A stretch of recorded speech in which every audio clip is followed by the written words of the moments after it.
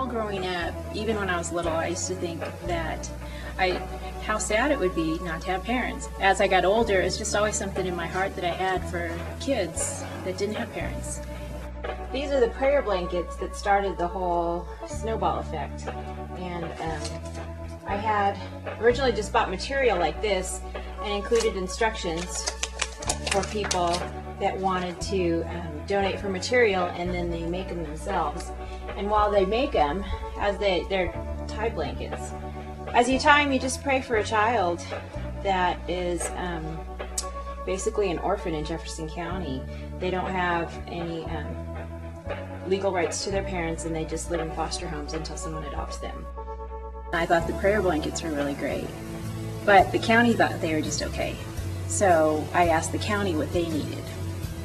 And the county needed emergency packs of clothing, and they would use them for kids that would be pulled out of their homes in an emergency situations, especially if there's drugs involved, and the kids wouldn't be able to leave the home without any personal belongings.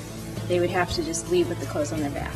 And this was probably one of the biggest things I've ever taken on. I mean, I don't have a background in anything except shopping, and so I thought, you know, it pushed me to do something new and different.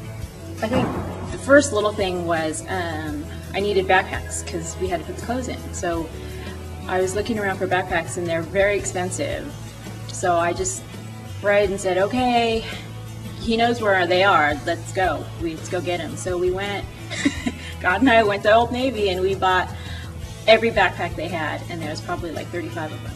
And then Pastor Chris from the kids' church, he came over and told me that they had coincidentally just filled their coins at the kids' church, and that he had $100 to contribute just for backpacks. Right. This weekend at church, I ran out of backpacks, and so people just started giving me donations. And with those donations, it paid for the balance of the backpacks, with a little leftover.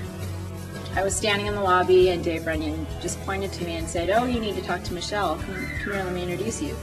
And he introduced this gentleman to me who said that he works at Kohl's, and there was a great deal on backpacks. They did a huge markdown, and they were so cheap, he just bought them. And he didn't know what he was going to do with them, but he bought 10 backpacks and figured if he brought them to church, someone would be able to use them. I have 2 spots left. Okay.